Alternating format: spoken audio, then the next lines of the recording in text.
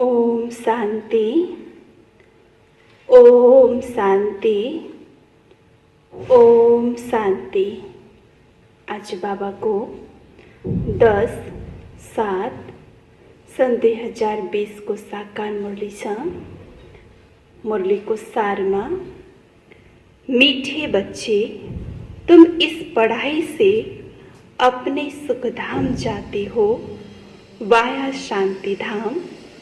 यही तुम्हारी M object है, यह कभी नहीं भूलना चाहिए। आज बाबाले मुरली को सार में भन्नुहुन्छ, तिमी यो पढाइबाट सुखधाम जान्छौ, शान्ति धाम जान्छौ। यही तिम्रो लक्ष्य हो। यो लक्ष्यलाई कहिले पनि नभुल भनेर बाबाले भन्नुहुन्छ। प्रश्नमा, तुम बच्चे साक्षी होकर इस समय ड्रामा की कौन सी सीन देख रहे हो? बाबाले प्रश्न सोध्नुहुन्छ कि यो समय यो ड्रामा को कुन चाहिँ सीनलाई साक्षी भएर हेर्दैछौ? बाबाले प्रश्न सोध्नुहुन्छ। उत्तरमा, इस समय ड्रामा में टोटल दुख की सीन है। अगर किसी को सुख भी है तो अल्पकाल काग बिष्ट समान, बाकी दुख ही दुख है। तुम बच्चे अभी रोशनी में आए हो, जानती हो सेकंड बाई सेकंड बेहद सृष्टि का चक्र फिरता रहता है। एक दिन न मिले दूसरे से, सारी दुनिया की एक्ट बदलती रहती है, नई सीन चलती रहती है। डबल ओम शांति। एक बाप शुद्ध धर्म में टिके हुए हैं, दूसरा बच्चों को भी कहते हैं अपने स्वधर्म में टिको और बाप को याद करो। और कोई ऐसे कह न सके कि स्वधर्म में टिको। तुम बच्चों की बुद्धि में निश्चय है, निश्चय बुद्धि विजयंती, वही विजय पाएंगे। काहे की विजय पाएंगे? बाप के वर्षे की। स्वर्ग में जाना यह है बाप के वर्षे की विजय पाना। बाकी पद के लिए पुरुषार्थ। स्वर्ग में जाना तो जरूर है, बच्चे जानते ही अच्छी अच्छी दुनिया है, बहुत अथाह दुख आने वाला है। ड्रामा के चक्र को भी तुम जानते हो, अनेक बार बाबा आया हुआ है, पावन बनाए सभी आत्माओं को मच्छरों सदृश ले जाने, फिर खुद भी निर्माण धाम में जाकर निवास करेंगे। बच्चे भी जाएंगे। तुम बच्चों को यह तो खुशी रहनी चाहिए। इस पढ़ाई से हम अपने सुखधाम में जाएंगे, वाया शांति धाम। यही तुम्हारे एम ऑब्जेक्ट, ये भूलने नहीं चाहिए। रोज रोज सुनते हो, समझते हो हमको पते से पावन बनाने के लिए बाप पढ़ाते हैं, पावन बनने का सहज उपाय बताते हैं याद का। यह भी नई बात नहीं, लिखा हुआ है, भगवान ने राजयोग सिखाया। सिर्फ भूल कर दी जो कृष्ण का नाम डाल दिया है। ऐसी भी नहीं है बच्चों को यह जो नॉलेज मिल रही है वो गीता के सिवाय और कोई शास्त्रों में होगी। बच्चे जानते हैं कोई भी मनुष्य की महिमा है नहीं जैसे बाप की है। बाप न आए तो सृष्टि का चक्र ही न फिरे। दुखधाम से सुखधाम कैसे बने? सृष्टि का चक्र तो फिरना ही है, बाप को भी जरूर आना ही है।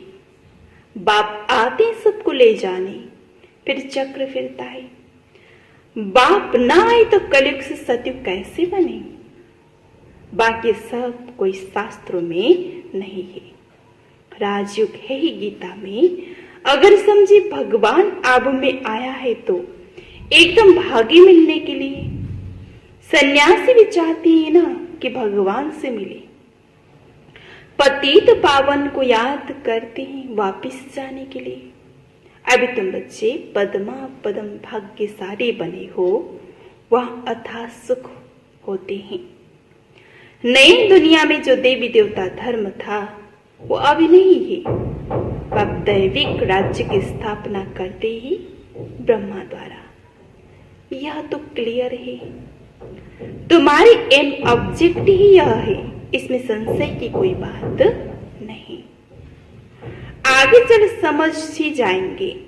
राजधानी जरूर स्थापना होती है। आदि सनातन देवी देवता धर्म है। जब तुम स्वर्ग में रहते हो तो इनका नाम ही भारत में रहता है, इनका नाम भारत रहता है। फिर जब तुम नरक में आते हो तब हिंदुस्तान नाम पड़ता है। यहाँ कितना दुख ही दुख है। फिर यह सृष्टि बदलनी है, फिर स्वर्ग में सुख धाम। यह 9 स्तंभ बच्चों को है। दुनिया में मनुष्य कुछ भी नहीं जानते। बाप खुद कहते अभी ये अंधियारी रात में मनुष्य धक्के खाते रहते हैं। तुम बच्चे रोशनी में हो, यह भी साक्ष्य बुद्धि में धारण करना है। सेकंड बाय सेकंड बेहद की सृष्टि का चक्र फिरता रहता है। एक दिन ना मिले दूसरे से। सारी दुनिया की एक्ट बदलती रहती है, नई सीन चलती रहती है। इस समय टोटल है ही दुख की सीन। अगर सुख भी है तो काकविष्टा समान। बाकी दुख ही दुख है। इस जन्म में करके सुख होगा, फिर दूसरे जन्म में दुख। अब तो मुझे की बुद्धि में ये रहता है, अभी हम जाते हैं अपने घर। इसमें मेहनत करनी है पावन बनने की। श्री ने श्रीमत दी है श्री लक्ष्मी नारायण बनने की। बैरिस्टर मत देंगे बैरिस्टर भव। अब बाप कहते हैं श्रीमत से यह बनो। अपने से पूछना चाहिए मेरे में कोई अवगुण तो नहीं है। इसमें गाते मुझ निर्गुण हारे में कोई गुण नहीं। आप ही तरस पर हो। तरस अर्थात रहम। बाबा कहते बच्चे मैं तो किसी पर रहम करता ही नहीं हूं। राम तो हर एक अपने पर करना है। यह ड्रामा बना हुआ है। बेरहमी रावण तुमको दुखों में ले जाती है। जब ड्रामा में नोद है, इसमें रावण की भी कोई दोष नहीं। बाप आकर सिर्फ राय देंगे। ये उनका रहम है। बाकी रावण राज्य तो फिर भी चलेगा। ड्रामा अनादि है। न रावण का दोष है न मनुष्यों का दोष है। चक्र को फिरना ही है। रावण से छुड़ाने के लिए बाप युक्ति बतलाते रहते हैं। रावण मत पर तुम कितना पापात्माएं बने हो। अभी पुरानी दुनिया है, फिर जरूर नई दुनिया आएगी। चक्र तो फिरेगा ना। सत्य को फिर जरूर आना है। अभी है संगम युग। महाभारत लड़ाई भी इस समय की ही है। विनाश काले विपरीत बुद्धि भी न सहनती। यह होने का है और हम विजयंती स्वर्ग के मालिक होंगे। बाकी सब होंगे ही नहीं। यह भी समझते पवित्र होने बगैर देवता बनना मुश्किल है। अब बाप से श्रीमत मिलती श्रेष्ठ देवता बनने की। ऐसी मत कभी मिल न सके। श्रीमत देने का उनका पाठ भी संगम पर है और कोई में तो यह ज्ञान है ही नहीं। भक्ति माना भक्ति, उनको ज्ञान नहीं कहेंगे। रूहानी ज्ञान, ज्ञान सागर रूह को ही देते हैं। उनकी महिमा है ज्ञान सागर, सुख का सागर। बाप पुरुषार्थ की यथार्थ युक्तियां बताते हैं। यह ख्याल रखना चाहिए कि अभी फेल हुए तो कल्प कल्पांतर फेल हो जाएंगे। बहुत चोट लग जाएगी। श्रीमत पर न चलने से चोट लग जाती है। ब्राह्मणों का झाड़ बढ़ता भी जरूर है। इतना ही बढ़ेगा जितना देवताओं का झाड़ है। तुमको पुरुषार्थ करना और कराना है। सेपलिंग लगती रहेगी, झाड़ बड़ा हो जाएगा। तुम जानते हो अभी हमारा कल्याण हो रहा है। पति दुनिया से पावन दुनिया में जाने का कल्याण होता है। तुम बच्चों की बुद्धि में ताला बुद्धि का ताला अभी खुला है। बाप बुद्धिमानों का बुद्धिमान है। अभी तुम समझा रहे हो, आगे चल देखना किस किस का ताला खुलता है। यह भी ड्रामा में चलता है, फिर सतयुग से रिपीट होगा। लक्ष्मी नारायण जब तख्त पर बैठते हैं तब संबंध शुरू होता है। तुम लिखते भी हो 1 से 1250 वर्ष तक स्वर्ग। कितना क्लियर है। कहानी सत्यनारायण की, कथा अमर कथा की ना। तुम अभी सच्ची सच्ची अमर कथा सुनते हो, उसका फिर गायन चलता है। त्योहार आदि सब इस समय के हैं। नंबर 1 पर्व है शिव बाबा की जयंती। कलयुग के बाद जरूर बाप को आना पड़े दुनिया को चेंज करने। चित्र को अच्छी रीति से देखो, कितना पूरा हिसाब बना हुआ है। तुमको यह खातिरी है, जितना कल्प पहले पुरुषार्थ किया उतना करेंगे। साक्षी हो, औरों को भी देखेंगे, अपने पुरुषार्थ को भी जानते हैं। तुम भी जानते हो, स्टूडेंट अपनी पढ़ाई को नहीं जानते होंगे। दिल खाएगी जरूर कि हम इस सब्जेक्ट में बहुत कच्चे हैं। फिर नापास हो जाते इम्तिहान के टाइम। जो कच्चे होंगे उनकी दिल धड़कती रहेगी। तुम बच्चे भी साक्षात्कार करेंगे, परंतु नापास हो ही गए, फिर क्या कर सकते हैं। स्कूल में नापास होते हैं तो सब संबंधी नाराज, टीचर भी नाराज होता है। कहेंगे हमारे स्कूल से कम पास हुए तो समझा जाएगा कि टीचर इतना अच्छा नहीं, इसलिए कम पास हुए। बाबा भी जानते हैं सेंटर पर कौन कौन अच्छी टीचर है, कैसे पढ़ाती है, कौन कौन अच्छी रीति पढ़ा कर ले आती है, सब मालूम पड़ता है। बाबा कहती बादलों को लाना है, छोटे बच्चों को ले आएंगे तो उनमें मोह रहेगा। अकेला निकल कर आना चाहिए तो बुद्धि अच्छी रीति लगी रहे। बच्चों को तो वहां भी देखते रहना है। बाप कहती पुरानी दुनिया तो कब्रिस्तान होनी है। नया मकान बनाते हैं तो बुद्धि में रहता है हमारा नया मकान बन रहा है। धंधादी तो करते रहते हैं, परंतु बुद्धि नए मकान तरफ रहती है। चुप कर तो नहीं बैठ जाती, वही हद की बात, यह है बेहद की बात। हर कार्य करते स्मृति रहे कि अभी हम घर जाकर फिर अपने राजधानी में जाएंगे तो अपार खुशी रहेगी। बाप कहते बच्चे अपने बच्चों आदि की भी संभाल करनी, परंतु बुद्धि वहां लगी रहे। याद करने से फिर पवित्र भी बन जाएंगे। याद से पवित्र, ज्ञान से कमाई। याद सब है पतित, दो किनारे हैं। बाबा को खेवैया कहते परंतु अर्थ नहीं समझते। तुम जानते हो बाप उस किनारे ले जाते हैं। आत्मा जानती हम अब बाप को याद कर बहुत नजदीक जा रहे हैं। खेवैया नाम भी अर्थ सहित रखा है ना, ये सब महिमा करते हैं। नैया मेरी पार लगाओ, सत्युग में ऐसे नहीं कहेंगे। कलयुग में ही पुकारते हैं। तुम बच्चे समझती हो, बेसमझ को तो यहाँ आना ही नहीं। बाप की सख्त मना है। निश्चय नहीं तो कभी नहीं ले आना चाहिए। कुछ भी समझेंगे नहीं, पहले तो 7 रोज का कोर्स दो। कोई को तो 7 रोज में भी देर लग जाता है। अच्छा लग गया तो फिर छोड़ेंगे थोड़ी, कहेंगे हम 7 रोज और सीखेंगे। तुम झट समझ जाएंगे ये स्कूल का है। तेज बुद्धि जो होंगे वो कोई बात की परवाह नहीं करेंगे। अच्छा एक नौकरी छूट जाएगी दूसरी मिलेगी। बच्चे दिल वाले जो होते हैं उनकी नौकरी आदि छूटती ही नहीं, खुद ही वंडर खाते। बच्चियां कहती हैं हमारे पति की बुद्धि फेरो। बाबा कहते मुझे मत कहो, तुम योग बल में रहो, फिर बैठ ज्ञान समझाओ। बाबा थोड़ी बुद्धि को फेरेंगे। फिर तो सब ऐसे धंधे करते रहेंगे जो हम निकलती उनको पकड़ लेते हैं। कोई गुरु से किसी को फायदा हुआ सुना तो बस उनके पीछे पड़ जाती है। नई आत्मा आती है तो उनकी महिमा तो निकलेगी ना।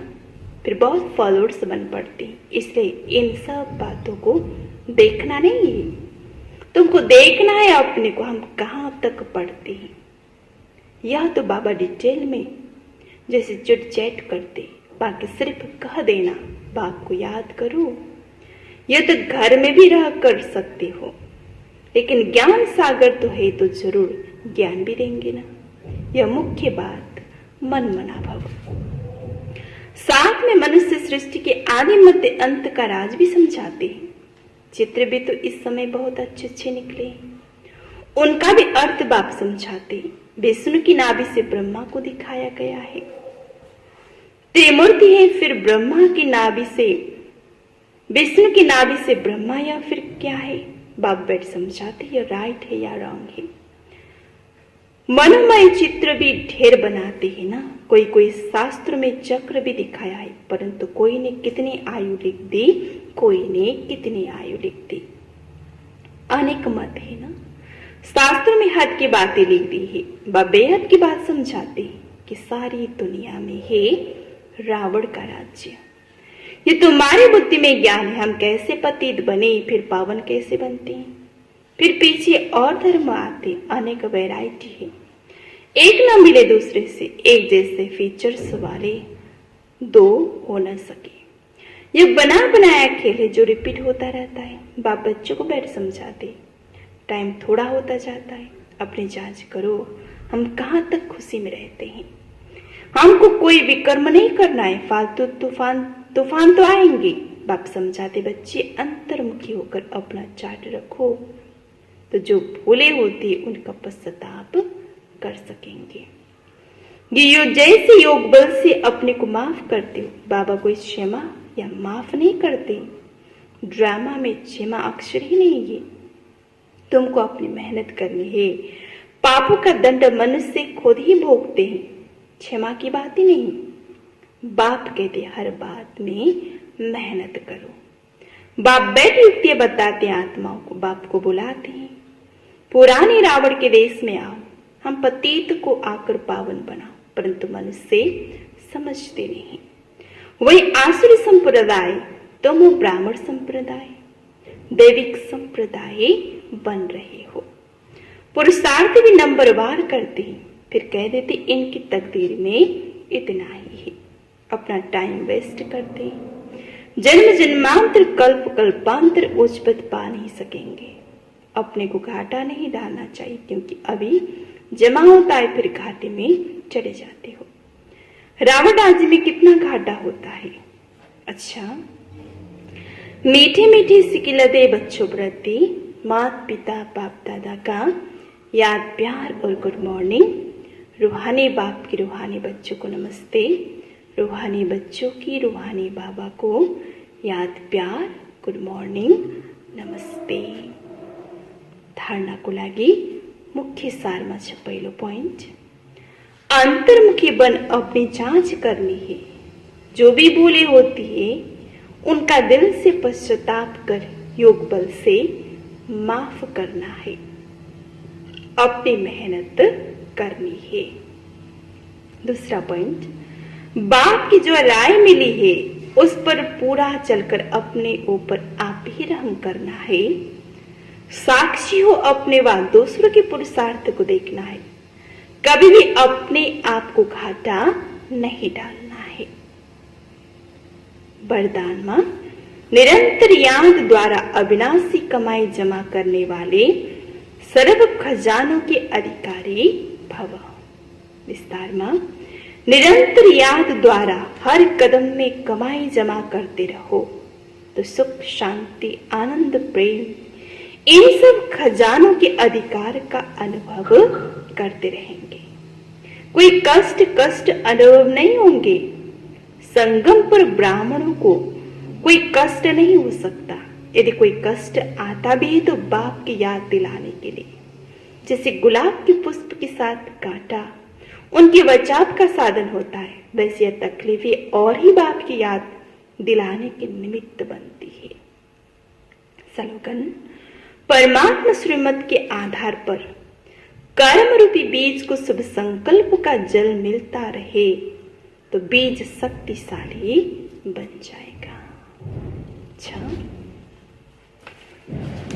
मुरली को सारमा, मीठे बच्चे, तुम इस पढ़ाई से अपने सुख धाम जाते हो वाया शांति धाम। यही तुम्हारी एम ऑब्जेक्ट है, ये कभी नहीं भूलना चाहिए। प्रश्न, तुम बच्चे साक्षी होकर इस समय ड्रामा की कौन सी सीन देख रहे हो? उत्तर, इस समय ड्रामा में टोटल दुख की सीन है। अगर किसी को सुख भी है तो अल्पकाल काक बिस्टा समान, बाकी दुखी दुखी है। तुम बच्चे अभी रोशनी में आए हो, जानते हो सेकंड बाय सेकंड बेहद सृष्टि का चक्र फिरता रहता है। एक दिन न मिले दूसरे से, सारी दुनिया की एक्ट बदलती रहती है, नई सीन चलती रहती है। अच्छा, ओम शांति।